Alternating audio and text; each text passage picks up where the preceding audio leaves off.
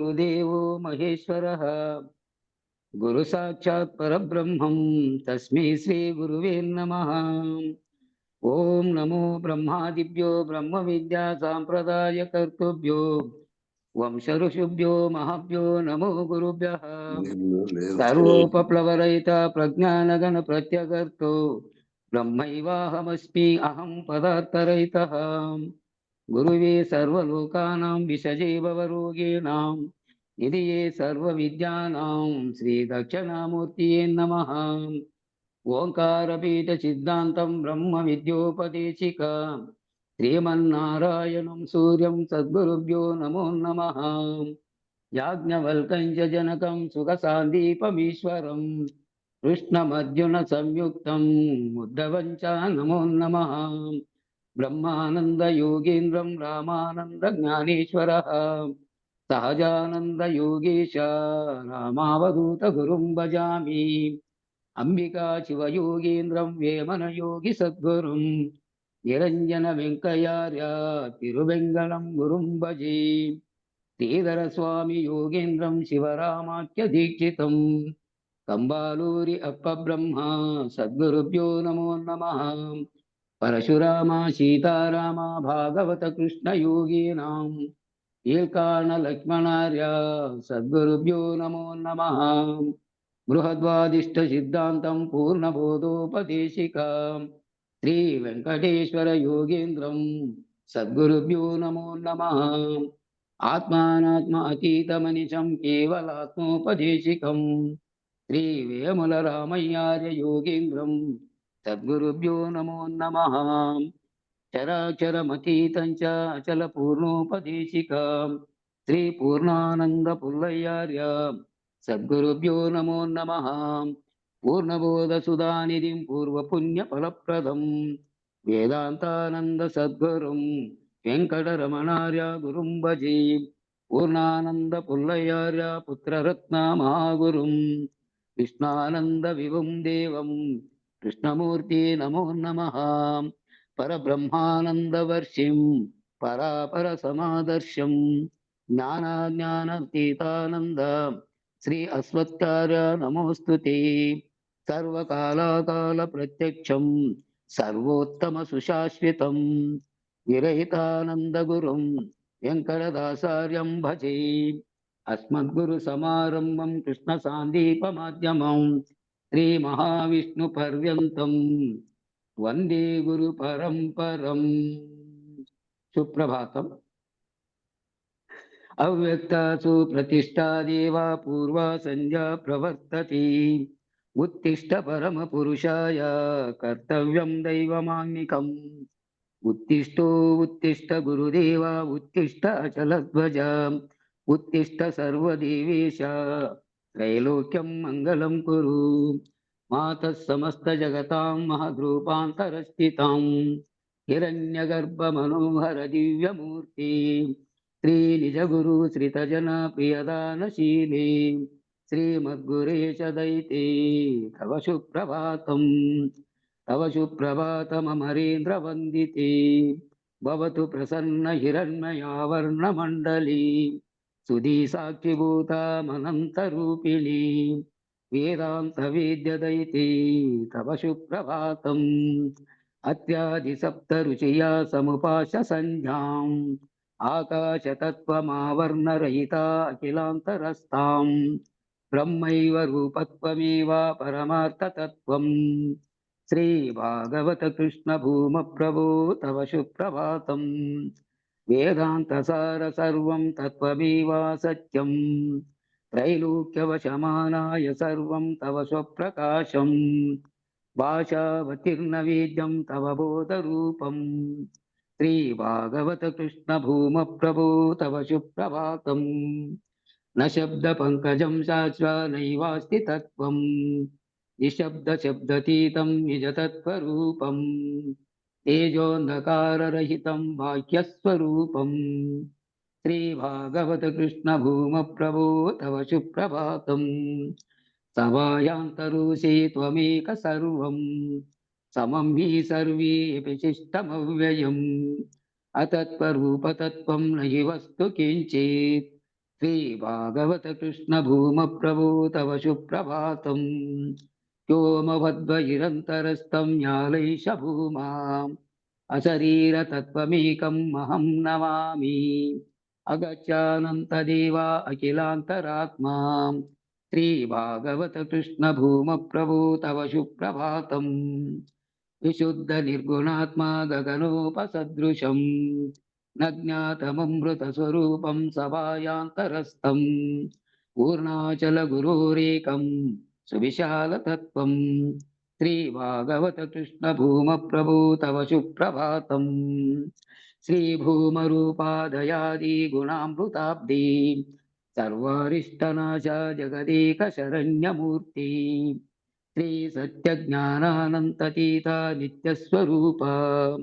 श्रीभागवतकृष्णभूमप्रभो तव सुप्रभातम् अज्ञानमूलहरणं तव चरणतीर्थं गुरुपादस्थानतीर्थं गुणरूपरहितं त्वं विना न किञ्चिदातीरम् अविनाशतत्त्वं श्रीभागवतकृष्णभूमप्रभो तव सुप्रभातम् चित्तं स्वप्नान्तरस्थं लिखितं ब्रह्मेश तत्त्वं शुद्धि सुषुप्त्याविव च परिपूर्णतत्त्वं येषां प्रभातसमये स्मृतिरहितभाजां प्रज्ञानतीतपरमाम् आप्नोति सत्यम् श्रीभागवतकृष्णभूमप्रभो तव सुप्रभातम् चित्तं वृषाचलपतिरिह सुप्रभातम् ये मानवा प्रतिदिनं पठितुं प्रवृत्तः येषां प्रभातसमये स्मृतिरहितभाजां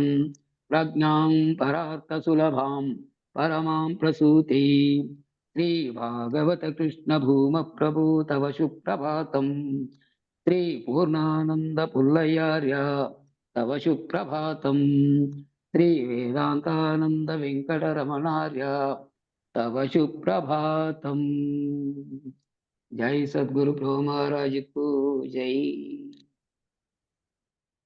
జై గురు. అట్లా నిన్న ముగిసిన దాంట్లో ఏం చెప్పుకున్నామంటే ఆ దొరికినది ఏదైనా సరే అది ప్రతిదీ ఈశ్వర ప్రసాదం. చెప్తారా ఆ? Page number 39. సరే సార్ థ్యాంక్ యూ. అది ఈశ్వర ప్రసాదంగా చూసేటటువంటి ఉత్తమ లక్షణాన్ని మానవులందరూ కూడా చక్కగా సంపాదించాలి. ఏం దొరికినా కూడా ఏది లభ్యమైనా దాని వరకు అది ఈశ్వర ప్రసాదంగా భావించాలి. అలా ప్రసాద లక్షణాన్ని సంపాదించకపోయినట్లయితే నువ్వు ఎంతగా ప్రయత్నించినప్పటికీ కూడా వైరాగ్యం అనేది అసాధ్యం. వస్తువు పట్ల నీకు ఇంకా అది ఉంటుంది భ్రమ, అది కావాలి ఇంకా కావాలి, అది దొరికినంత సంతృప్తి పడడం అనేది ఆ భావన రాదు. కాబట్టి ఆ వైరాగ్యం రావడం అనేది అసాధ్యమవుతుంది.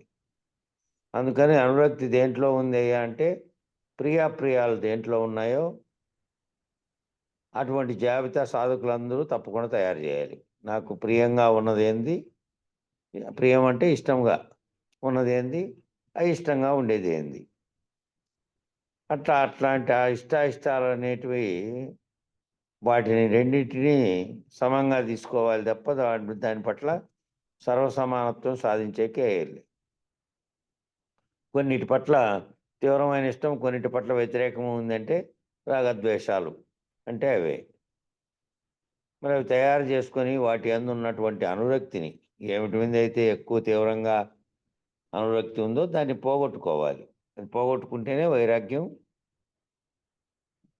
వైరాగ్య భావన అనేది నాటుకుపోతూ మెల్లిగా ప్రపంచ విషయాల పట్ల తగ్గిపోతూ ఉంటుంది. అవన్నీ నిరంతరము చిన్నప్పటి నుండి చూసినవే కాబట్టి రకరకాలైనటువంటి సుఖాలు, ధనము, నీకు జరిగేటువంటి శరీరపరమైనవైనా వస్తుపరమైనవైనా వాటి పట్ల ఉండే ఆకర్షణ అయినా ఇవన్నీ చూసినవే అనే భావంతో ఉండాలి. అయితే ప్రణాళికాబద్ధమైనటువంటి క్రమశిక్షణతో కూడినటువంటి జీవనము ఉండాలా వద్దా అంటే తప్పక ఉండాలి. క్రమశిక్షణ కూడా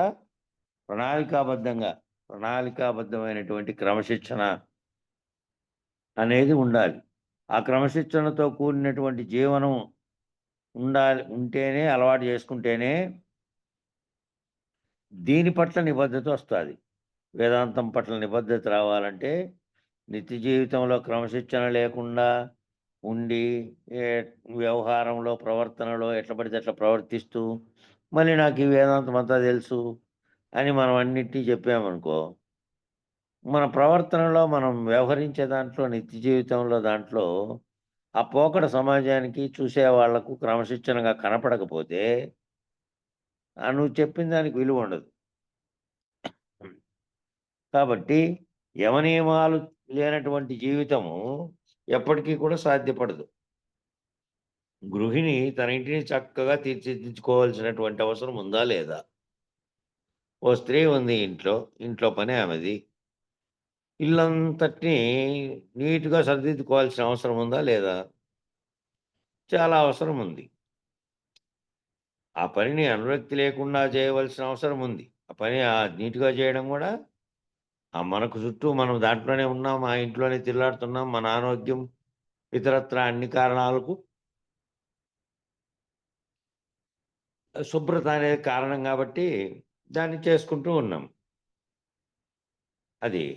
కానీ వైరాగ్య భావనతో చేస్తే ప్రతిదీ సమర్థవంతంగా చేయగలిగినటువంటి శక్తి లభిస్తుంది. అదేమి లాభం కోసం చేస్తాండేది గాదు. ఇంట్లోని శుభ్రంగా స్త్రీ చేసుకోవడం అనేది తన బాధ్యత. అది లాభాన్ని ఆశించి ఇంకో దానికి కాదు. అది శుభ్రంగా నీట్‌గా పెట్టుకుంటే మనకు మేలు. కాబట్టి ప్రతి పని ఏదైనా వైరాగ్య భావంతో ప్రతిదీ సమర్థవంతంగా చేయగలిగేటటువంటి శక్తి లభిస్తుంది. అంతేగాని చిందరవందరగా అన్నీ ఉన్నాయనుకో, ఇండ్లంతా అన్ని వస్తువులు ఉండి, నేను జ్ఞానంలో ఉన్నానండి, నేను వైరాగ్యంలో ఉన్నానండి. వైరాగ్యం అంటే అన్నిటి పట్ల విముఖతగా, నిరాసక్తతగా. నిరాసక్తతగా దేని పట్ల?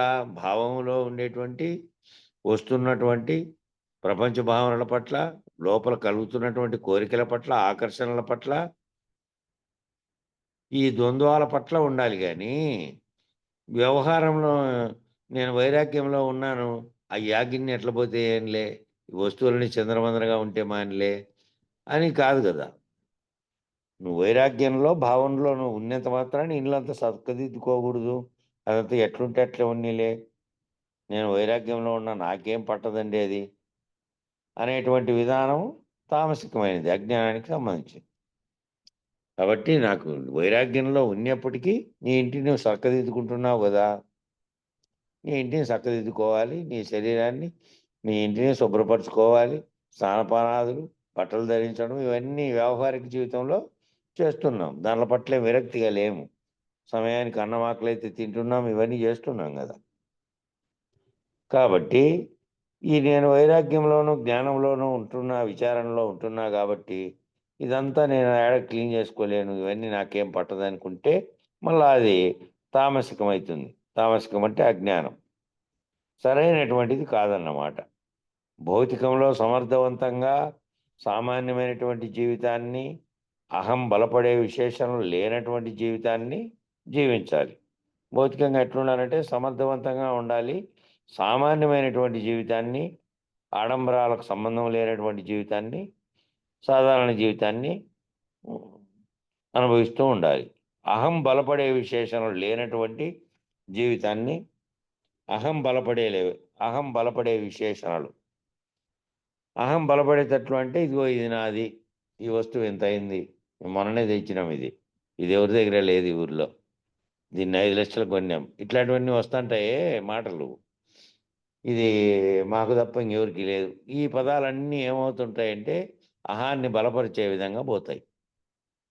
అహాన్ని బలపరిచే విశేషములుగా అవన్నీ చెప్పుకోవాల్సిన అవసరం లేదు. కాబట్టి ఏ వస్తువు ఏదున్నా, నువ్వు ఎంత గొప్పగా ఇల్లు కట్టుకున్నా, ఇంకోటి చేసినా నువ్వు జీవించే విధానంలో ఆ భావన ఉండకూడదు. అదుండి నీ సౌకర్యంగా ఉండి నీకు డబ్బులుంటే కట్టుకున్నావు గదా! ఇల్లు గాని, లేకపోతే దాంట్లో వచ్చే వస్తు సంపద గాని, లేకపోతే నువ్వు ధరించే బట్టలు గాని, ఏదైనా ఉండని, ఆభరణాలు గాని, ఏదైనా ఉండని. వాటి పట్ల గొప్పలుగా చెప్పుకునే భావం వచ్చిందంటే అది బీజం వేస్తుంది అహంభావానికి. అహంభావానికి మొదలైతుందది. కాబట్టి జీవించే విధానంలో అవన్నీ వాటన్నిటిని ప్రదర్శించే విధంగా, వాటన్నిటిని గొప్పగా చెప్పే విధంగా ఉండకూడదు. భౌతికంలో సమర్థవంతంగా సామాన్యమైనటువంటి జీవితాన్ని అనుభవించాలి. గొప్పలకు పోయే విశేషాలు లేకుండా. అహం బలపడే విశేషణములు లేనటువంటి జీవితాన్ని జీవించాలి. సాధకులందరూ కూడా అహం బలపడేటటువంటి జీవితాన్ని జీవించకుండా వైరాగ్య భావంతో జీవించవలసిన అవసరం చాలా ఉంది. ఇప్పుడు సాధకుడు ఎట్లుండాలి ఇంకా?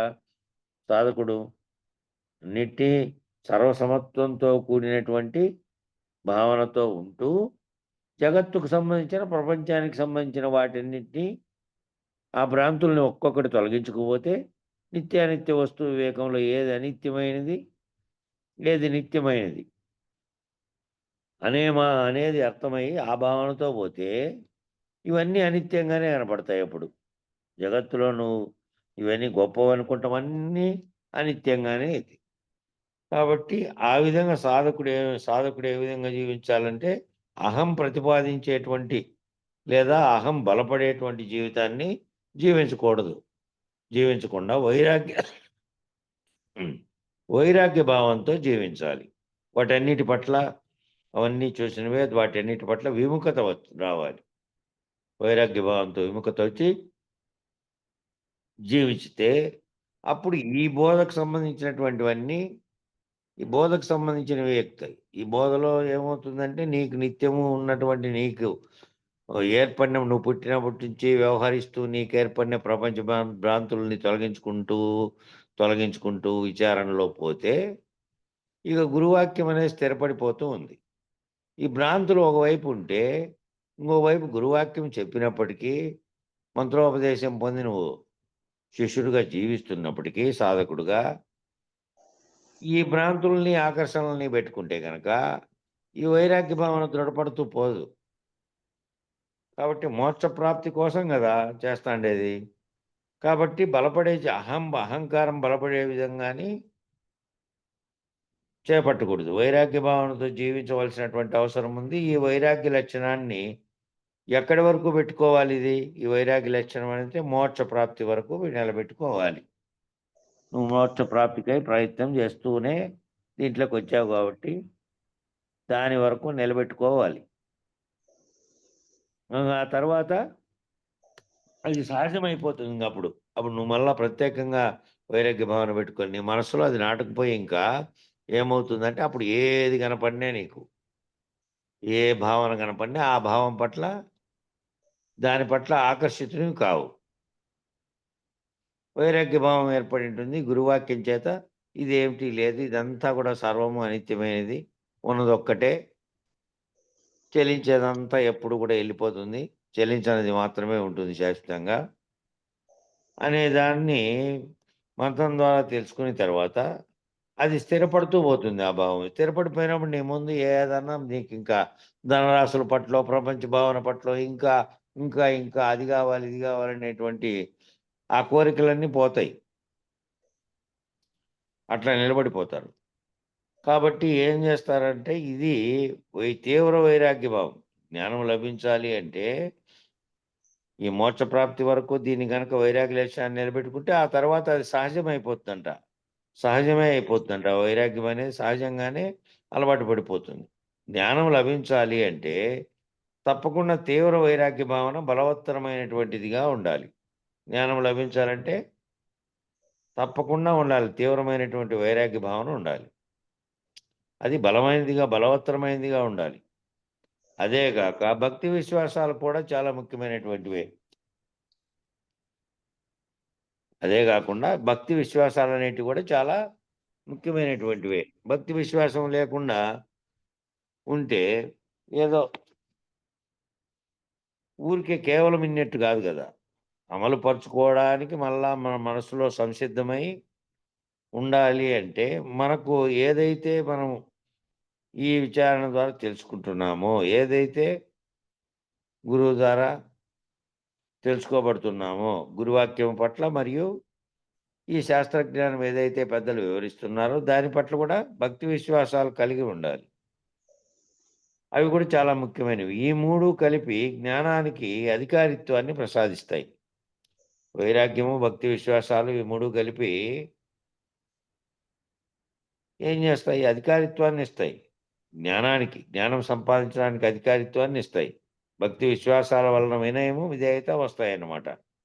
ఆ భక్తి విశ్వాసం దేనికోసం ఉండమన్నారు అంటే, ముందు వినయము, విధేయత వస్తాయి. అలా ప్రతి ఒక్క మానవుడు తనని తాను ఈ చక్కమైనటువంటి అలా ప్రతి ఒక్క మానవుడు ఏం చేయాలి? తనని తాను ఈ రకమైనటువంటి భోగలాలసత నుంచి విరమింప చేసుకునేటటువంటి పద్ధతిగా జీవనాన్ని సాగించాలి. అట్లా ప్రతి ఒక్క మానవుడు ఏందంటే తనని తాను ఈ రకమైనటువంటి భోగలాలసత్వం నుంచి విరమించుకునేటటువంటి పద్ధతిగా జీవనాన్ని సాగించాలి. భోగలాలసత్వం ఓసారి అలవాటు పడిందనుకో, నాకిట్లయితేనే సరిపోతుంది, నాకిట్లయితేనే నచ్చుతుంది, నాకైతే ఈ సౌకర్యం గావాలి, నాకిట్లయితేనే ఇట్లుంటుంది అనేటువంటివన్నీ ఫిక్స్ అయిపోతా వస్తాయి మళ్ళీ. కాబట్టి యాడైనా ఎక్కడో తాత్కాలికంగా పోయినావు నువ్వు అడవిలో పంటల కాడ పడుకునేప్పుడు వాళ్ళు పోయి ఏం చేసేవాళ్ళు? ఊరికే అట్లా కొంచెం క్లీన్ చేసుకొని ఏడ పడితే ఆడ పడుకుంటే ఆడ హాయిగా నిద్ర పడతాను నేను. అట్లా అడవికి పోయినప్పుడు, ఇంకో చోటికి పోయినప్పుడు, ఏదో పని నిమిత్తం కొత్త చోటికి పోయినప్పుడు నాకివన్నీ సౌకర్యాలుండేటివి. నేను ఈ రకమైనటువంటి భోగలాలసత్వంతో జీవించేవాడిని. అంటే ఆ పోయిన చోట ఉండకపోయినప్పటికీ నీకిది అలవాటుగా ఉండకూడదు. అది అన్నమాట. అట్లా పోయి ఆ విధంగా అడ్జస్ట్ అయ్యే పద్ధతిలో ఆ విధంగా తనని తాను ప్రతి ఒక్క మానవుడు భోగలాలసత నుంచి విరమింపజేసుకొని ఆ పద్ధతిగా జీవనాన్ని సాగిస్తే నాకిట్లే గావాలనేటువంటి భావన ఉండదప్పుడు. దానిల మీద ఇష్టత ఉండదు. విత్తేన తర్పణీయో మనుష్యో లస్యామహే అద్రాక్ష్మ్య చేత్వా జీవిష్యాయో యావదీ శిష్యతి త్వం పరస్తు మే పరణీయ సయేవ. ఇది శ్లోకము. సంస్కృత శ్లోకం. తాత్పర్యం ఏమిటంటే, మరియు అధికమైన ధనం చేత మనుషునికి సంతృప్తి కలగదు. ధనమే కావలసినచో నీ వంటి వారి సందర్శనం వల్లనే మాకు ధనం లభించును. నీవు మేమెంతకాలం జీవించవలసి మొలైనని తలంతువో అంతకాలము నిరాకటంగా జీవించగలము. కనుక నాకు ఈ వరములు ఏమీ అక్కర్లేదు. నేను వరించిన వరము ఆత్మవిజ్ఞానమే. అదియే నాకు చాలును. నచికేతుడు చెప్తున్నాడు. కాబట్టి మనిషి అధికమైనటువంటి ధనం చేత మనిషినికేదో సంతృప్తి కలుగుతుంది అంటే కలగదు. కాబట్టి మేము జీవించాలి అంటే ధనం కావాల్సినచో నీ వంటి వారి సందర్శనం వల్లనే లభిస్తుంది అది.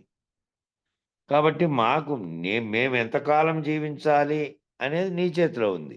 యమధర్మరాజు చేతిలో. నీ చేతిలో ఉంది. మేము ఎంతకాలం జీవిస్తామో, ఎంతకాలం మా కర్మ ఫలితాన్ని బట్టి ముగుస్తుందో అది నీ దగ్గరుంది. కాబట్టి ఎంతకాలం మేము జీవించాలనేది ఇక్కడుండగా, నేను ఆ ధనంతో ఏం చేసుకుంటా? ఆ ధనం వలన కలుగుతుందా సంతృప్తి? ఎంత ధనం ఉన్నా గూడా. కాబట్టి నువ్వు తలుచుకుంటే నీవు ఎంతకాలం తలుచుకుంటావో అంతకాలం నిరాటంకంగా జీవించగలము. కనుక నాకు ఈ వరములేమీ వద్దు. నాకు ఈ వరాలేమీ వద్దు యమధర్మరాజా. నేను వరించిన వరం ఏమిటి అంటే ఆత్మ విజ్ఞానమే. అదియే నాకు చాలు. నాకు ఆ ఆత్మ విజ్ఞానమే కావాలి. ఈ వస్తు సంపద నువ్వు చెప్పినటువంటి రాజ్యము, పరివారము, ధనము, స్త్రీలు, పరిచారికలు, చేసేవాళ్ళు, సేవలు చేసేవాళ్ళు, పౌత్రాది సంపదలన్నీ ఏమీ వద్దు. ఇహలోకంలోటివేమీ వద్దు. నాకు ఈ ఆత్మజ్ఞానమే కావాలి అని నచికేతుడు అడిగాడు. ఇక్కడ ఇంకో శ్లోకం చెప్పాడు. అజీర్యతామమృత నాముత్యేత్య జీర్యస్మర్మః త్వదస్తః ప్రజాననన్ అభిజ్ఞాయన్ వర్ణరతి ప్రమోదాన్ అతిదీర్ఘే జీవితే కోరమేత అనేటువంటి శ్లోకం ఇంకో శ్లోకం చెప్పాడు. దాని తాత్పర్యం ఏమిటంటే, ఓ యముడా, జరామరణ ధర్మములు గల భూలోకవాసియగు మనుష్యుడు జరామరణములు లేని దేవతల సామీప్యం పొంది తన జీవితం అస్థిరమని, శరీరం బుద్భుతప్రాయమని తలంచియు మళ్ళీ అప్సరసాదుల యొక్క విషయభోగ ఆనందములు తుచ్చములని ఎరింగియు బుద్ధిమంతుడగు వాడు దీర్ఘ జీవితం ఎట్లు ఆశించును? ఎట్లు ఆశిస్తాడు ఓ యముడా?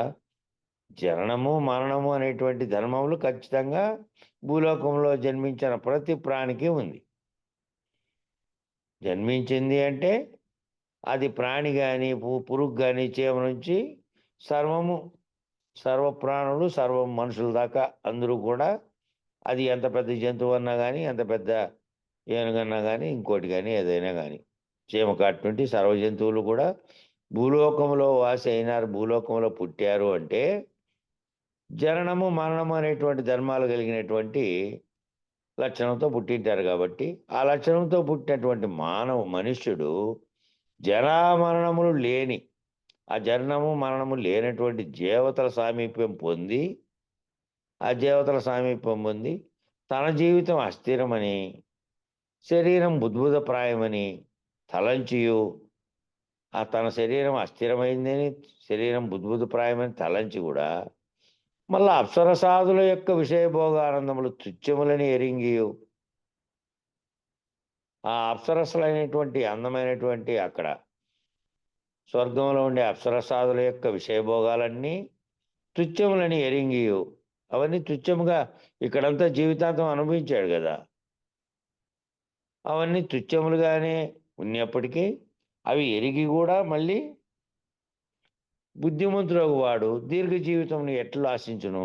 ఈ బుద్ధిమంతుడైన వాడు తాను తన శరీరము ఎప్పటికైనా సరే, ఏ విధమైన భోగలాల సత్వం ఉన్నా సరే, ధనం ఉన్నా సరే, లేకపోతే ఏమున్నా సరే ఇది మరణిస్తుంది అనేది ఖచ్చితంగా తెలుసు కదా. ఖచ్చితంగా తెలిసినా కూడా అది ఆ క్షణం వచ్చే వరకు భావించడు. అంతకుముందంతా ఎన్ని వ్యవహారాలు ఏ విధంగా అన్ని ప్రతి దాంట్లో కూడా నేను ఉంటాననే భావంతోనే ఉంటాడు.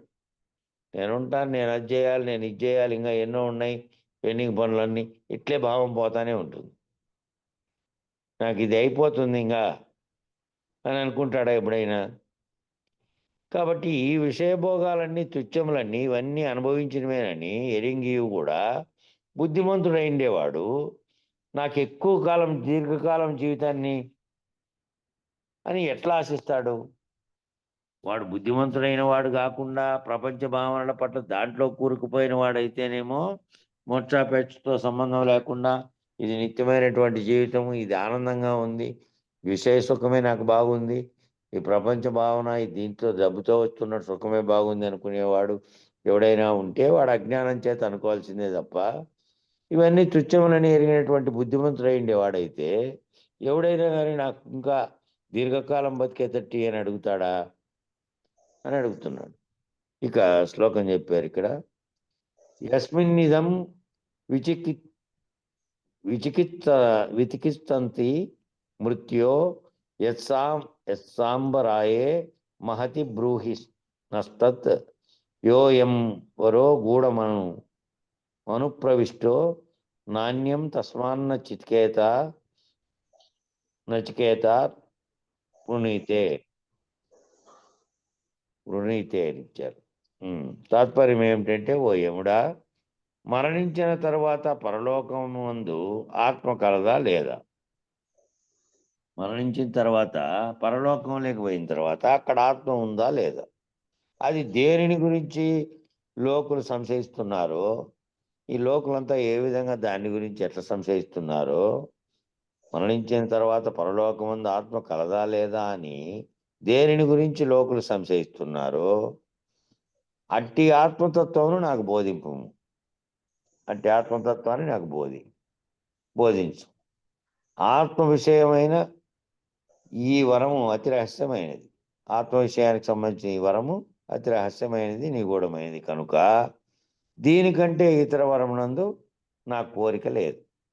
దీనికంటే ఇతరమైనటువంటి వరమునందు నాకు కోరికే లేదు. నేను ఇక వేరే వరాన్ని కోరను. నేను వేరే దీని బదులు ఇంకోటి కోరుకో అంటే నేను కోరను. ఈ ఆత్మస్వరూపం గురించియే నాకు తెలుపమని నచికేతుడు పలికాను. నచికేతుడు ఆ విధంగా పలికాడు. నచికేతుడే ఇవన్నీ వివరించి అడుగుతున్నాడు. ఇవన్నీ నశ్వరములు కదా, ఇవన్నీ పోతాయి కదా! ఇవన్నీ నీ దయ వల్ల ఎంతకాలం నేనుండాలో నిర్ణయించబడిన కాలం తప్ప నేను నిత్య శాశ్వతంగా ఉండను కదా! కాబట్టి ఇయన్నీ ఏటికి? ఈ అప్సరసాది భోగాలు వద్దు. ధనం ఉంటే సంతృప్తిగా ఉండదనేది తేలిపోయింది కాబట్టి ఎంత ధనమున్నా చక్రవర్తి అయినా, లేకపోతే కోటాను కోట్లకు అధిపతి అయినా అందరికీ కూడా అది ఇదవుతూనే ఉంటుంది. ఏది శరీరం యొక్క తత్వము దాని వివిధ దశల్లో వృద్ధి చెంది మళ్ళీ క్షీణించి పరిణామం ప్రకారం అది పోతూ ఉంటుంది. అది తెలుసు కాబట్టి ఇంక ఈ ధనము ఇవన్నీ ఏమున్నా సరే దానికి సంబంధించినటువంటి విషయ వాసనలతో సహా అన్నీ కూడా ఇప్పుడున్నాయి గానీ తదుపరి ఉంటాయని చెప్పడానికి అవన్నీ దాన్ని అనుభవించే స్థితి కూడా నీకు శరీరానికి ఉండదు. అందువలన ఇవన్నీ ఎందుకు నాకు కావాల్సింది ఒక్కటే. ఈ ఆత్మ సంబంధమైనటువంటి విషయము ఈ జీవుడు మరణించిన తర్వాత ఆ పరలోకం నందు ఎక్కడో పోతుందంటున్నారు కదా! అక్కడికి ఆత్మ ఉందా? అక్కడ ఆత్మ కలదా? లేదా? అని ఈ లోకులందరూ దేన్ని గురించి సందేహిస్తూ ఉన్నారో, దేన్ని తెలుసుకోవాలని అందరూ ఉన్నారో, నాకు ఆ ఆత్మతత్వాన్ని బోధించు. అది తప్ప ఇంక వేరే దాన్ని నేను ఇంక ఏ వరమును కోరుకోను. అదే తెలపమని అడుగుతున్నాడు. దీని మీద వ్యాఖ్య ఏందంటే, మీ దయ ఉన్నంత కాలం మేము జీవించి ఉండగలం. యమునితో అంటున్నాడు. యమధర్మరాజా మేము కాలాన్ని బట్టి కదా! కాలపురుషుడు ఎవరు? కాలాన్ని నిర్ణయించి కాలానికి అధిపతి ఎవరంటే యముడు. ఆ దయ ఉన్నంత కాలమే దాన్ని బట్టి అంతకాలమే ఉంటాం మేము జీవించి. మీ దర్శన భాగ్యం కలిగిన పిదప జీవితానికి ధనమునకు కొరత ఎలా ఉండును? మీ దర్శన భాగ్యం లభించిన తర్వాత ఇంకేలుంటాయి దాని మీద కొరత. కావున నాకు ఈ వరములు ఏవి అక్కర్లేదు. మీరు చెప్పినటువంటి వరాలన్నీ నాకొద్దు. ఇంతకంటే మీ దర్శన భాగ్యం కంటే మించినటువంటి వరం గాని, ధనము ఇతరత్రా నాకు ఎక్కువ కాలం జీవించేది ఇవన్నీ కూడా ఈ వరాలన్నీ అక్కర్లేదు. దయతో నాకు మరణానంతర స్థితి గురించి తెలుపు వరమునే ఇచ్చెదరుగాక. కాబట్టి ఇవన్నీ వద్దు. ఇప్పుడుండేటివన్నీ ఏం వద్దు నాకు. మరణానంతరము ఆ మరణం జరిగిన తర్వాత కలిగేటువంటి స్థితిని గురించి హలో తెలుపు. హలో అన్నా. ఏన్నా? హలో చెప్పన్నా. చెప్పు వినపడుతుంది. సౌండ్ చాలా తక్కువ ఉరివేను వాళ్ళన్నా. అదే మీకు సిగ్నల్ ఈరోజు ప్రాబ్లమ్ ఉంది కాబట్టి అక్కడ తినం సిగ్నల్ బాగా ప్రాబ్లమ్. పడతాండే. సరే అదే సిగ్నల్ ప్రాబ్లమ్. మిగతా వాళ్ళకి ఏమి ఉండదు. నేను దగ్గరే పెట్టుకున్నా ఫోను. బుక్కే దూరం పెట్టుకున్నా, ఫోన్ దగ్గర పెట్టుకున్నా చేతిలో. మిగతా వాళ్ళకి ఎట్లా వినపడుతుందర్రా?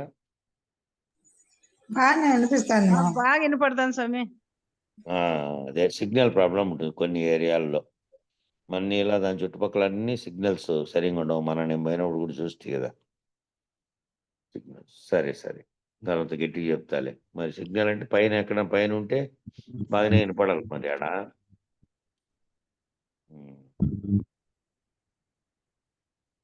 కాబట్టి ఇదేంటంటే మీ దయ ఉన్నంత కాలము మాకేం పర్వాలే. కాబట్టి నాకు ఈ వరాలన్నీ ఏమొద్దు. దయతో నాకేం తెలపాలి నువ్వంటే మరణానంతరం స్థితి ఏమైతుంది అనే దాన్ని గురించి తెలిపే వరమే నేను కోరదగిండేది మళ్ళీ ఏమీ లేదు. ఇంకను జరావస్థ లేనటువంటి అమరులైనటువంటి మీ వంటి వారి దర్శనమును పొందిన పిదప ఏ మానవుడు ఈ భూమి మీద దీర్ఘకాలం జీవించడం కోరుకొనును? జననము మరణము లేనటువంటి మీ వంటి దేవతల గురించి దర్శనం జరిగిన తర్వాత, మీ గురించి తెలుసుకున్న తర్వాత, ఈ భూమి మీద ఉండే మానవుడు నిత్యము ఈ భూమి మీద దీర్ఘకాలం జీవించుటకు ఎందుకు కోరుకుంటాడు? జరామరణ అవస్థ గురించి తెలిసిన తర్వాత, అది లేనటువంటి అమరుల గురించి తెలిసిన తర్వాత, వారి దర్శనం పొందిన పిదప ఏ మానవుడైతే ఈ భూమి మీద దీర్ఘకాలం జీవించడం కోరుకుంటాడు? అధోలోకముకి ఈ భూమి యందున్న మానవుడు నిత్యము జీర్ణించుచు చివరకు మరణించునని తెలిసి కూడా ఈ అధోలోకంలో ఉండేటువంటి ఈ మానవుడు నిత్యము ఏమవుతున్నాడు? నిత్యము పుట్టడము, మళ్ళీ కొంతకాలం శరీర స్థితిని బట్టి బాల్య, యౌవన, కౌమార దశలన్నీ పొంది, మళ్ళీ శరీరం క్షీణించే స్థితిలో నుంచి మళ్ళీ క్షీణించుకుంటూ వెళ్ళి, మళ్ళీ మరణించడం, మళ్ళీ పుట్టడం, మళ్ళీ మరణించడం, మళ్ళీ పుట్టడమే తప్ప, ఇక ఎవరు ఇదంతా తెలిసి కూడా ఇంకా దీర్ఘజీవనాన్ని ఎవరు కోరుకుంటారు? ఎన్ని లక్షల జన్మలెత్తినా, ఎన్ని జన్మలెత్తినా ఈ జన్మల్లో అదే కొనసాగుతుంటుంది. అదే జరుగుతుంటుంది. కొంతకాలం పశుపక్షాదులుగా, కొంతకాలం రకరకాల ప్రారంధ కర్మలను బట్టి వాళ్ళు తయారయ్యారు. కానీ మానవ జన్మ ఉత్తమమైనది, బుద్ధి విశ్లేషణ చేత విశ్లేషించుకోగలిగిండేది, తన మూలం తెలుసుకొని తనది జగత్తును, సృష్టిని గురించి తెలుసుకొని, తనకు అతీతమైన దాన్ని తెలుసుకొని ముక్తిని పొందాలని గదా! అట్లా మానవునికి మాత్రమే సాధ్యమవుతుంది. మానవునికి తప్ప ఇతరులకు అవకాశం లేనటువంటి స్థితిలో ఉంటే, మరి ఏ మానవుడైతే మళ్ళా నాకివన్నీ కావాలని కోరుకుంటాడు? నాకు మళ్ళీ ఈ విధమైనటువంటి దీర్ఘకాల జీవితాన్ని ఇవన్నీ ఎందుకు కోరుకుంటాడు? అధోలోకమందు ఈ భూమి యందున్న మానవుడు నిత్యము జీర్ణించుచు చివరకు మరణించును అని తెలిసి కూడా ఎవరు దీర్ఘ జీవనాన్ని కోరుకుంటారు? 200 ఏండ్లు బతుకు పో అని ఇచ్చామనుకో, ఆ 200 ఏండ్లు అయిపోయినిచ్చైనా చావాలి కదా శరీరం. 200 ఏండ్లు కానీ ఇచ్చాడు వరము. 200 ఏండ్లు బతికావు. ఇంకప్పుడు కానీ ఏం సాధించావు? మళ్ళీ శరీరం సాధించేదే ఉంటుంది లాస్ట్‌కు. ఒకవేళ అట్లు కోరినను, ఒకవేళ అట్లా కోరినా కూడా దానివల్ల ప్రయోజనం ఏమి? ఎక్కువ కాలం జీవించేటట్టు ఒకవేళ కోరినా కూడా దానివల్ల ఏం ఉపయోగము? దానివల్ల ప్రయోజనం ఏమి? సౌందర్యవతులైనటువంటి స్త్రీల సాంగత్యము, సాంగత్య సుఖము శాశ్వతం కాదని తెలిసియు అట్టి అనిత్య సుఖముల కొరకు ఎవరు దీర్ఘకాలం జీవించగోరుదురు? ఈ సౌందర్యవతులైనటువంటి స్త్రీల సాంగత్యం అనేది శాశ్వతం కాదని తెలిసియు అట్టి అనిత్య సుఖముల కొరకు ఎవరు దీర్ఘకాలం జీవించకూడదురు? ఎంతటి ప్రపంచ సుందరిగా, సినీ నటిగా ఒక ప్రపంచ సుందరీమణులు ఉన్నారనుకో. ఉదాహరణకు చెప్పాలంటే మనం ఇక్కడ మన దేశం వల్లొద్దు. ఆమె పేరు గుర్తు రావట్లేదు. 20 ఏళ్ల క్రితం ప్రపంచ సుందరిగా ఎన్నికైంది ఆమె. అమెరికా నటి. ఆమెకేమైందంటే ఇటీవల వాళ్ళ తల్లి క్యాన్సర్‌తోనే చనిపోయింది. అందువల్ల టెస్టులు చేయించుకుంటే క్యాన్సర్ వచ్చే లక్షణాలున్నాయి అని చెప్పారు. 2 స్తనాల్లోనూ దాని యొక్క లక్షణాలు కనిపించినాయి. కనిపిస్తే ప్రపంచ సుందరిగా ఉంది. ఆల్రెడీ ఆమెకు 3 పిల్లలు, సొంత పిల్లలు. మళ్ళా ఇంకో 10 మంది అనాథలను తీసుకొని పెంచుకుంటుంది. సర్వ సంపదలు ఉన్నాయి. ఇప్పుడు సినిమాల్లో బుక్ అయ్యుండే వాటిలోనే తీసుకున్నటువంటి డబ్బు దాదాపు 1000 కోట్ల పైన ఉంటుంది. ఒక్కో సినిమాకు 150, 200 కోట్లు అక్కడి డబ్బులో. అమెరికా అట్లా చోట కదా నటించేది. తీసుకుంటుంది ఆమె. అంత డబ్బులు తీసుకుంటుంది. అట్లాంటి స్థితిలో తనకు ఆ పరిస్థితి ఉంది అంటే, మొత్తం అందరికి డబ్బుల్ని అడ్వాన్స్ ఇచ్చినట్టు వెనక్కిచ్చి, ఇంతకుముందు నటించిండే డబ్బు వేల కోట్లుంది. సంపద చాలు నాకు అవసరం లేదు. ఒక్క సినిమాలో కూడా ఇంకిప్పుడు జరుగుతాండే దాంట్లో కూడా నటించను. అక్కర్లేదని చెప్పింది. ఆ డాక్టర్లు వాళ్ళకి నిస్సందేహంగా ముందు తొలగించమని చెప్పింది స్తనాలు రెండిటిని. ఎంత ప్రపంచ సుందరిగా ఎన్నికయ్యి ఇప్పటికి ఇంకా కేవలం 45 ఏళ్ల వయసులోనే ఉంది. ఇప్పటికీ అనేక అవకాశాలున్నాయి ఆమెకు. అయినా సరే అర్థం చేసుకొని ఆరోగ్యము, ఈ శరీరము దీనికి సంబంధించిందేను. ఇక ఎందుకు అవన్నీ దానిలతోను అని చెప్పి ఈ అందం ఉంటేనే నాకు నటిగా ఇస్తారు, ఈ సౌందర్యం ఉంటేనే అనే భావనతో పోకుండా, సౌందర్యం పోతే పోయిందిలే, ఈ పిల్లలందరినీ పెంచుకుంటూ హాయిగా ఉండే డబ్బుతో జీవించొచ్చు అని చెప్పి రెండిటిని తొలగించుకుంది. మిగతా వాళ్ళు ఏమేమో ప్రయాసలు పడి ఆరోగ్యంగా ఉండేకి, అందంగా ఉండేకి నానా డబ్బులు ఖర్చు పెట్టేమో చేస్తుంటారు. ఆమె పోయి ఇంక దీని మూలంగా వస్తోంది కాబట్టి, దేని మూలంగా వస్తోందో ఆ అవయవాలు తొలగించుకుంటే పోయింది. అవి లేకుండా బతకలేనా ఏంటి అన్నట్టు అనింది. అట్లా అట్లా కాబట్టి ఈ సౌందర్యము అనేది ఎప్పుడు ఏం జరుగుతుంది ఆ సౌందర్యానికి? అవేవి లేదనుకో, దీర్ఘకాలంగా అందంగానే అట్లే ఉంది అనుకుందాం అనుకో, బాగా ఆరోగ్యంగా జీవించింది అనుకో. వృద్ధాప్యం వచ్చినప్పుడు 90 ఏళ్ళు 100 ఏళ్ళు వచ్చినప్పుడు ఏ శరీర అవయవంలోనైనా అక్కడ కాసింత కండ కూడా లేకుండా చివరికి ఒక పుల్లలాగా అయిపోయి, శరీరం ఒకవేళ అంతో ఎంతో పటిష్టంగా ఉన్నప్పటికీ శక్తి అనేది నశించి ఉంటుంది కాబట్టి ఆ స్థితిలోకి వస్తారు కదా. అంతకాలం దాని వలన జీవించినను ఏం ప్రయోజనం? సౌందర్యవతులైనటువంటి స్త్రీల సాంగత్యం కొరకు అది శాశ్వతం కాదని తెలిసియు అట్టి అనిత్య సుఖముల కొరకు ఎవరు దీర్ఘకాలం జీవింపగోరుదురు? ఎవరు జీవిస్తారు ఈ విధంగా దీర్ఘకాలము? సౌంద ఇది స్త్రీ సాంగత్య సుఖము శాశ్వతం కాదని తెలిసి కూడా అనిత్య సుఖముల కొరకు ఎవరు జీవిస్తారు? ఓ మృత్యుదేవత, మరణానంతరము ఆత్మ ఉన్నదా లేదా అను సంశయం బహుజనులకు కలుగుతున్నది. కాబట్టి ఓ మృత్యుదేవత, ఓ యముడా, మరణానంతరము ఆత్మ ఉన్నదా లేదా అనే సంశయము చాలామందికి బహుజనులకు కలుగుతోంది. దేవతలు కూడా ఈ విషయమున సంశయగ్రస్తులైరని మీ వలన కూడా వింటిని. దేవతలు కూడా ఈ విషయంలో సంశయం ఉంది వాళ్ళకు కూడాను అని మీరు చెప్పంగా నేను విన్నా. ఇట్టి ఆత్మ నిర్ణయమునకు సంబంధించిన విషయము మించిన విషయం మరొకటి లేదు. ఇట్టి ఆత్మ విషయానికి, ఆత్మ నిర్ణయానికి సంబంధించినటువంటి విషయానికి మించినటువంటి విషయము మరొకటి లేదు. ఈ ఆత్మజ్ఞాన విషయము అతి సూక్ష్మమనియు, ఇది అతి సూక్ష్మమని సులభంగా తెలుసుకోదగింది కాదని కూడా వింటిని. ఓ ఆచార్య, ఈ నచికేతుడు వేరొక వరమును కోరడు. మీరు నాయందు దయించి ఈ విషయమనే బోధింపుడని ప్రార్థించను. ఇక్కడ విశేష వ్యాఖ్య ఇచ్చారు. ఓ ఆచార్య, ప్రార్థన అంటే ఎలా ఉండాలి? మనం చదివేటప్పుడు అర్థవంతంగా చదవటం నేర్చుకోవాలి. ప్రార్థన అంటే ఎలా ఉండాలి? అర్థవంతమైనటువంటి ప్రార్థనగా ఉండాలి. ముఖ్యమైన విషయం ఇందులో 3, 4 అంశాలను ప్రస్తావించారు. చాలా ముఖ్యమైన ప్రశ్నలనే అనుసంధానించారు. ఈ ముఖ్యమైన ప్రశ్నలకు మానవులందరూ కూడా సమాధానాలు రాబట్టవలసినటువంటి అవసరము ఉంది. ఒకసారి మృత్యుదేవతా దర్శనం కలిగిన తరువాత తిరిగి పునర్జీవితులవుతారా?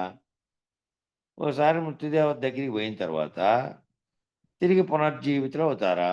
అయ్యే అవకాశం లేదు అని మొదట్లోనే చెప్పారు. ఎందుకని అంటే ఆయన సమవర్తి, సర్వజీవుల ఎడల కాలానుగుణ్యంగా వారి యొక్క ఆయుష్షు తీరగానే వారిని శరీరం నుంచి తప్పించేటటువంటి బాధ్యత కలిగినటువంటి వ్యక్తి ఆ యమధర్మరాజు. సర్వజీవుల్లోనూ ఆ సర్వజీవుల యొక్క ప్రారంధం ముగిసిన తర్వాత ఆ ఇంకా మిగిలిన అనుభవించాల్సినటువంటి ఏ కర్మలు ఉన్నాయో అవి సంచితములుగా అవే మళ్ళీ ప్రారంధములుగా కొన్ని అనుభవించగా మిగిలిన దానిని అనుభవించడానికి మళ్ళీ జన్మకు పోతోంది. అది ఏది? గుర్తిరిగే చైతన్యమైనటువంటి ఆత్మ పోతోంది. శరీరం ఏమవుతోంది? ఇక్కడే శరీరం శుష్కించి ఇక్కడే అయిపోతోంది కదా. అట్లా కాలానుగుణంగా వారి ఆయువు జీవితాలు తీరగానే శరీరం నుంచి తప్పించే బాధ్యత. ఆ శరీరం నుంచి దాన్ని తప్పిస్తున్నారు. శరీరంలో ఏదైతే నేనని పలుకుతూ గుర్తెరుగుతూ ఇంతకాలము శరీరావరణలో ఉండి అది నాదే నేనేనని పలుకుందో, ఆ పలుకుతున్న లోపల ఉన్నటువంటి మనకు లోపల బయట ఇక్కడుందని చెప్పడానికి వీలు కానటువంటి శరీరావరణలోనే ఉంది గాని, అది వస్తు రూపకంలో భౌతికంగా కనపడేది కాదు కదా. అంతర్లీనంగా చైతన్య స్థితిలో ఉన్నటువంటిది అది. దాన్ని తప్పిస్తున్నాడు. దాన్ని తప్పిస్తే ఏమవుతోంది శరీరము? శరీరం మరణిస్తోంది దాన్ని తప్పిస్తానే. ఆ తప్పించినది ఎక్కడ పోతోంది? దాని యొక్క ఆగామి కర్మలను బట్టి రాబోయే జన్మలకి మోసుకున్నటువంటి వాటితో పోయి అక్కడ జన్మం ఇస్తోంది. కాబట్టి వారి యొక్క ఆయుష్ను తీరగానే వారిని ఆ శరీరం నుంచి తప్పించే బాధ్యత కలిగినటువంటి వ్యక్తి ఆ యమధర్మరాజు. మరి వారి దర్శన భాగ్యం కలిగిన తర్వాత మరలా జీవితము, ధనము ఇలాంటివన్నీ ఉంటాయా? ఉండవు కదా.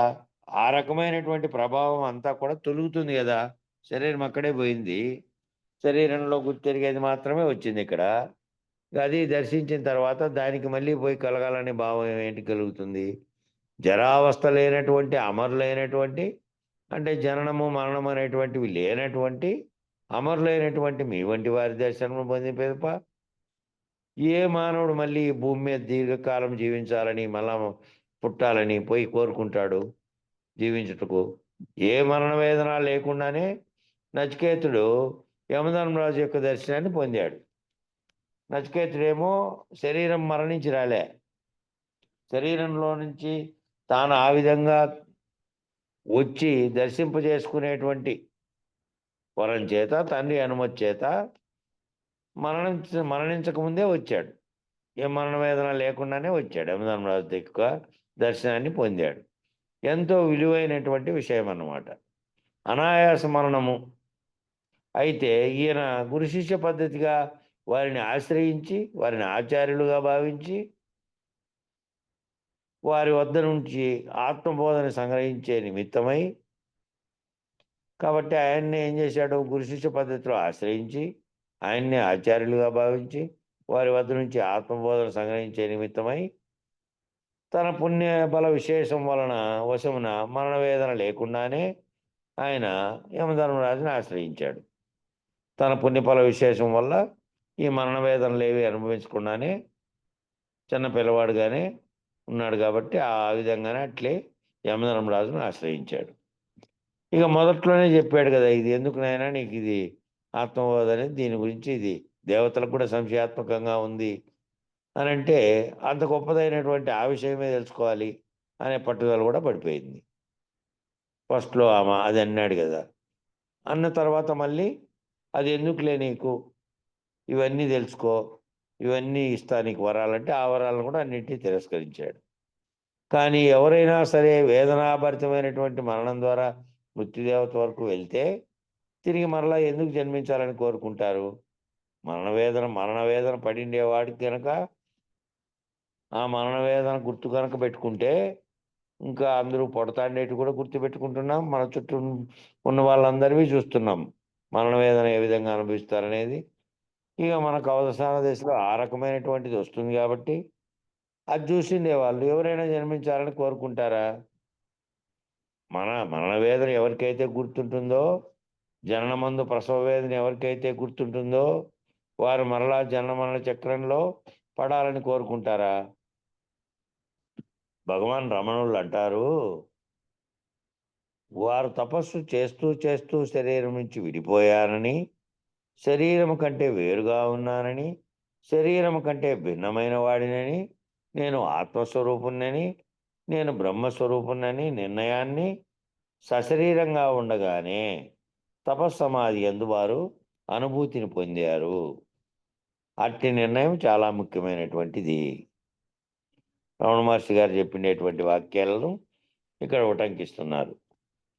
ఏం చెప్పారంటే, వారు తపస్సు చేస్తూ చేస్తూ, ఆ తపస్సు అనేది ఒకటి చేస్తూ, ఆ భావనలో ఏముందంటే తాను శరీరం నుంచి విడిపోయారని, శరీరం కంటే వేరుగా ఉన్నానని, ఆ నేనని పలుకుతున్నది శరీరం కంటే వేరుగా ఉన్నానని, శరీరంలో ఉన్నప్పటికీ శరీరం కంటే వేరుగా ఉన్నానని, శరీరం కంటే భిన్నమైన వాడినని, శరీరమేమో కంటికి కనపడుతూ ఉంది, కంటికి కనపడుతున్నటువంటి అవయవాలతో సహా వాటన్నిటినీ ఉన్నప్పటికీ, అవన్నీ చలనంలో ఉన్నప్పటికీ, ఆ చలనానికి కూడా కారణమైనటువంటిది, అన్నిటికీ అధిష్టానంగా ఉన్నటువంటిది ఆత్మే ఉంది కాబట్టి, శరీరం కంటే భిన్నమైన వాడినని, నేను ఆత్మస్వరూపుణ్ణని, నేనంటే ఏంటంటే ఈ కనపడుతున్నటువంటి దేహము, శరీరము ఇది కాదు, నేను ఆత్మస్వరూపంగా ఉన్నటువంటి వాడిని, నేను బ్రహ్మస్వరూపుణ్ణి అనే నిర్ణయాన్ని సశరీరంగా ఉండగానే, శరీరంతో ఉండగానే, శరీరం ఉంది, ఇప్పుడు అందరూ మనం శరీరం ఉండి శరీరంలో నుంచినే మాట్లాడుతున్నాం, శరీరంలోనే ఉండి ఈ చర్చ అంతా, ఈ బుక్ అంతా చదువుతున్నాం, బుక్లోడికి పెడుతున్నాం. కాబట్టి సశరీరంగా ఉన్నట్లుగానే నువ్వు ఈ విషయాన్ని తెలుసుకుంటే, ఈ రకమైనటువంటి తపోనిష్టలో ఉంటే ఏమిటి, నేననేది శరీరం కంటే భిన్నంగా ఉంది, నేను ఆత్మస్వరూపంగా ఉంది, ఆ నేనంటున్నది బ్రహ్మస్వరూపుణ్ణి ఆ నేననే ఆత్మ.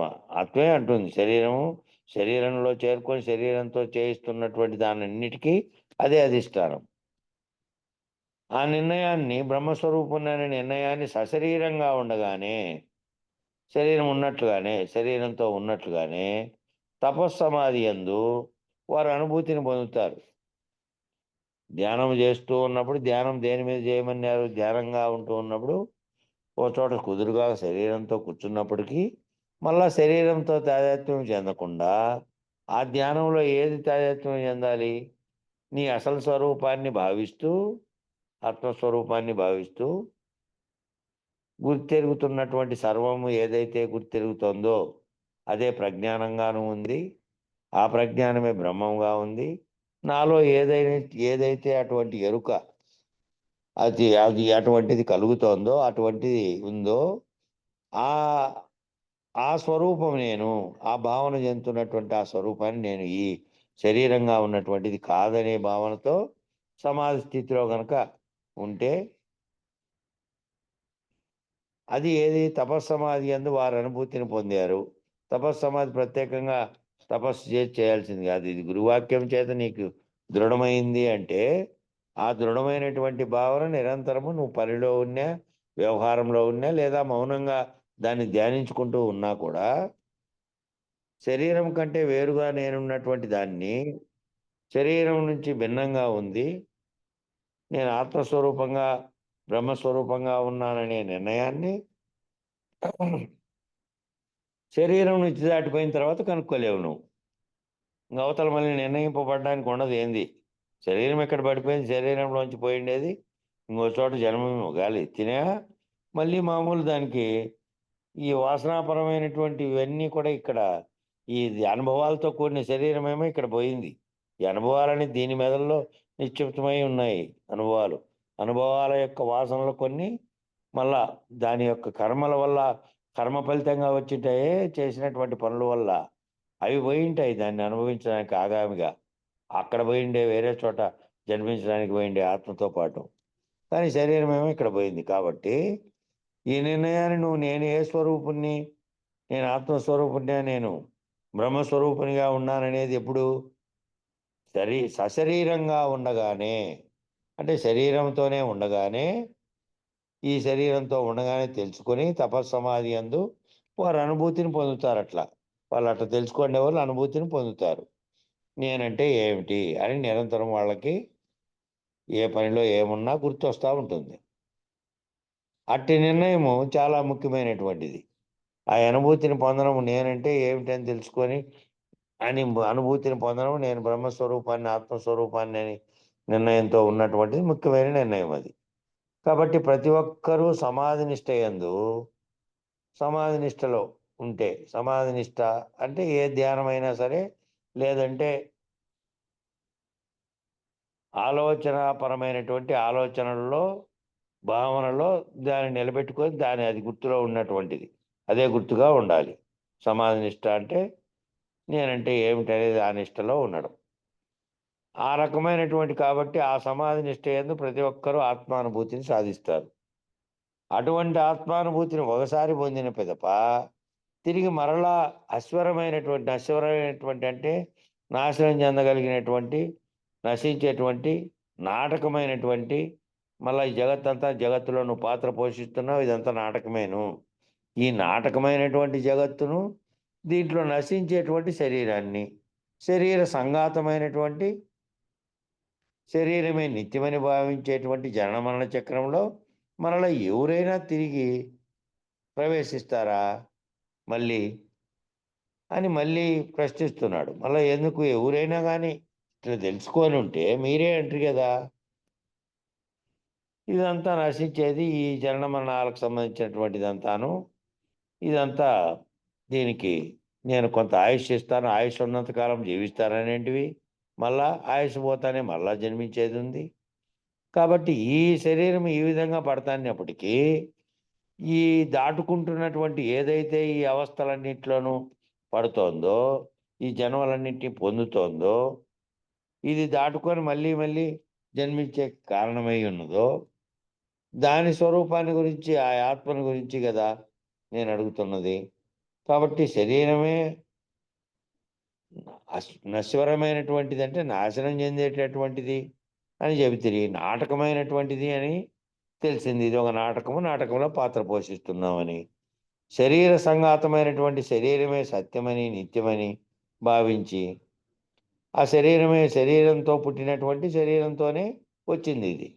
ఆ శరీరమే మళ్ళా నిత్యమని, సత్యమని భావించేటువంటి జనన చక్రంలో మళ్ళా తిరిగి ఎవరైనా ప్రవేశిస్తారా తెలిసిన తర్వాత అని మళ్ళీ ప్రశ్నిస్తున్నాడు. అంటే ఆ రకమైనటువంటి అసంగితమైనటువంటి కోరికలన్నిటినీ కూడా జయించిన వాడు అవుతాడు. ఈ సంగమించే దేన్నైనా సంగత్వం చెందితే ఏ వస్తువుతో కానీ ఏ భావనతో నువ్వు సంగత్వం చెందుతున్నావో ఆ రకమైనటువంటి దానిలన్నింటినీ వదిలేసి అసంగతమైనటువంటి కోరికలన్నింటినీ కూడా జయించిన వాడు అవుతాడు. అవి వద్దు, నాకు ఈ ఆత్మజ్ఞానం కావాలి, ఆత్మ అంటే ఏమిటి, శరీరం అంటే ఏమిటని బాగా తెలిసిండేవానికి, ఆ భావన పొందుతున్నటువంటి వానికి ఏముంటుందంటే అసంగతంగా అయిపోతాయి. ఈ కోరికలన్నిటికీ జయించిన వాడు అవుతాడు. ఈ కోరికల శరీరం అశాశ్వతమైనది, శరీరం అనేది కలిగిందే, శరీరం పుట్టి మళ్ళా అనేక అవస్థలు బట్టి మరణిస్తుంది. దాంట్లో ఏదైతే ఆత్మగా ఉండి గుర్తెరిగి అధిష్టానంగా ఉందో అది వీటన్నిటి గమనిస్తోంది, వీటన్నిటి తెలియబడుతోంది. తెలియబడినప్పటికీ దీంతో తాదాత్మ్యం చెందినందువల్ల కర్మల వల్ల మళ్ళా తిరిగి జన్మకు వస్తోంది. మళ్ళీ మళ్ళీ మళ్ళీ అనేక సార్లు జన్మించినప్పటికీ మళ్ళీ అది మళ్ళీ మళ్ళీ కూడా జన్మ చక్రంలో పోవలసిందే. కాబట్టి ఆ పోవలసినటువంటి వానికి మళ్ళీ ఇవన్నీ ఎందుకు? ఇవన్నీ నిత్యం కాదని తెలుసు కదా. కాబట్టి ఈ కోరికలన్నింటినీ జయించాలి అంటే దీంతో సంగత్వం చెందినటువంటి స్థితిలో తన ఆత్మస్వరూపంగా ఉంటే జయించిన వాడు అవుతాడు. సకల జీవరాశి కూడా స్త్రీ పురుష సౌఖ్యాన్ని అనుభవిస్తున్నది కదా. సకల జీవరాశి పొందుతోంది కదా. ఒకటేమో పురుగుల్లో కానీ చీమల్లో కానీ సకల వస్తువుల్లోని పిపీలికాది బ్రహ్మ పర్యంతము స్త్రీ పురుషుడు అని 2 రకాలు ఉన్నాయి. దానిలో పురుగుల్లో అయినా ఏమిటైనా, పుష్పాల్లో అయినా, ఆఖరుకు జంతువుల్లో ఏమిట్లో అయినా అవన్నీ కూడా అన్నీ కూడా అనుభవిస్తున్నాయి కదా స్త్రీ పురుషుడు అనేటువంటి సౌఖ్యాన్ని. ఏ కొత్త సుఖం ఉన్నది అందులో? ఏ కొత్తగా ఏముంది అందులో? అన్నిటి కేవలం మానవుడే కాక సర్వజీవులు కూడా అవి అనుభవిస్తున్నాయి. మళ్ళీ పునరుత్పత్తి చేస్తున్నాయి, మళ్ళీ కంటున్నాయి, అన్నీ చేస్తున్నాయి. అనేక జన్మల యందు తిన్న అన్నమే తినుట లేదా? అనేక జన్మల్లోనూ తిన్నాము, అప్పుడు కూడా తినింటాము ఆనందంగా. అప్పుడు కూడా శరీరం ఉంది, అప్పుడు పోయింది, మళ్ళీ శరీరం ధరించింది, మళ్ళీ ఇప్పుడు కూడా తింటున్నాము, మళ్ళీ ఇప్పుడు కూడా పోతుంది. పోయిన నిద్రే పోవట్లేదా? పోయిన నిద్రే మళ్ళా పోతున్నామా లేదా? కొత్త సుఖమే ఏమున్నది? తిన్నే తింటున్నాం అనేక జన్మల్లోడిది, అనుభవించిన సుఖాలని అనుభవిస్తున్నాం అనేక జన్మల్లో, పోయిన నిద్రే పోతున్నాం అనేక జన్మల్లో. కొత్త సుఖం ఏమున్నది అనేటువంటి విజ్ఞాన దృష్టి కలిగినటువంటి వానికి, ఆ విధమైన విజ్ఞాన దృష్టి కలిగినటువంటి వానికి స్త్రీ పురుష కామోపభోగమందు రతి కలిగేటటువంటి అవకాశం ఉన్నదా? అట్లా విజ్ఞాన దృష్టి కనుక కలిగి ఉంటే స్త్రీ పురుష కామోపభోగములందు ఏమున్నది? ప్రతి ఒక్క జంతువుతో సహా ప్రతి ఒక్క జీవి అనుభవిస్తున్నది అది అని తెలిసిందే కదా. దాంట్లో మళ్ళా నిరంతరము ఆ రకమైనటువంటి రతి కలిగినటువంటి, అంటే నిరంతరము ఆ విషయంలోనే రమించగలిగేటటువంటి అవకాశం ఉన్నదా? రమించే అవకాశం కూడా ఉన్నదా అంటే లేదంటున్నాడు. కారణం ఏమిటి? అనేక జన్మార్జితంగా ప్రతి జన్మలోనూ గృహస్థాశ్రయ సౌఖ్యాన్ని, ఒకరికొకరి సాహచర్య సౌఖ్యాన్ని స్త్రీ పురుషులు ఇరువులు కూడా అనుభవిస్తున్నారు. ఇరువురు, పురుషుడు స్త్రీ ఇద్దరు అనుభవిస్తున్నారు. దానివల్ల ఏం ప్రయోజనం ఉన్నది? సర్వజీవులు కూడా వాటి సంసార సంబంధమందు, సంసార చక్రబంధంలో కూడా నలిగిపోతానే ఉన్నాయి కదా. అవి గంటున్నాయి, మళ్ళీ అవి గంటున్నాయి, అవి పెద్దగా అవుతున్నాయి, మళ్ళీ అవి గంటున్నాయి. మానవుడు కూడా అదే కదా. అదే సంసారిక జీవితంలో అనుభవించుకుంటూ, అదే దాంట్లో నలుగుతూ, అనేక కర్మలు చేస్తూ, మళ్ళీ సంతానాన్ని కంటూ, మళ్ళీ వాటితో తాదాత్మ్యం చెంది బంధాన్ని కలిగించుకుంటూ, మళ్ళీ అది క్షీణించే దశ వచ్చినప్పుడు మళ్ళీ ఆ ఆలోచనలతో ఆ భావాలతోనే మళ్ళీ సంకల్పాలతోనే పోయి మళ్ళీ అదే సంకల్పం విత్తనంగా మారి మళ్ళీ జన్మకు కారణమవుతూ ఉన్నదే కదా. సర్వజీవులు ఇవన్నీ చేస్తున్నదే కదా. ఇవే కదా ఇవే కదా జనన మరణ కారణమవుతున్నది కదా. జననానికి మరణానికి కూడా ఇవే కారణమవుతున్నాయి కదా అని అంటున్నాడు నచికేతుడు.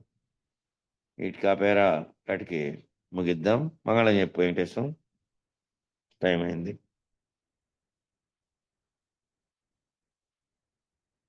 జై సద్గురు ప్రభు మహారాజుకు జై.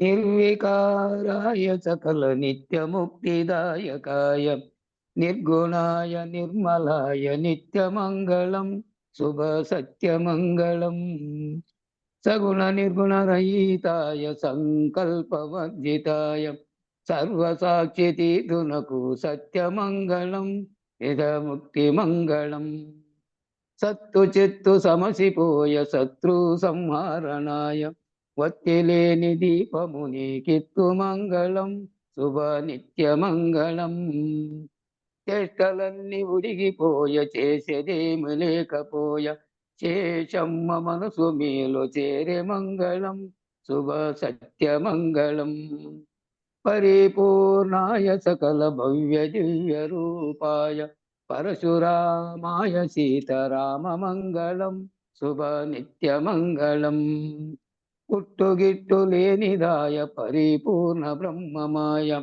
పూర్ణానంద పుల్లయార్య పూజ్య మంగళం శుభ సత్యమంగళం జనన మరణం లేనిదాయ జన్మ పావనమాయ జయము జయము గురువే మీకు జయ మంగళం శుభ సత్యమంగళం మంగళం గురుదేవాయ మహనీయ గుణాత్మనే సర్వలోక శరణ్యాయ సాధు రూపాయ మంగళం మంగళం మంగళం. జై శ్రీ వెంకటాంబ సమేత శ్రీ పూర్ణానంద పుల్లయ్యార సద్గురు ప్రభు మహారాజుకు జై. జై శ్రీ వేదాంతానంద వెంకట రమణార్య సద్గురు ప్రభు మహారాజుకు జై. జై విష్ణానంద కృష్ణమూర్త్యార సద్గురు ప్రభు మహారాజుకు జై. జై జ్ఞానతీత స్వత్తార్య సద్గురు ప్రభు మహారాజుకు జై. జై విరహితానంద వెంకటదాసార సద్గురు ప్రభు మహారాజుకు జై. జై ఇందుగల గురుభక్త మండలీకు జై. సర్వే జనా సుఖినో భవంతు. సర్వం సద్గురు చరణారవిందార్పణమస్తు. ఓం శాంతి శాంతి శాంతి.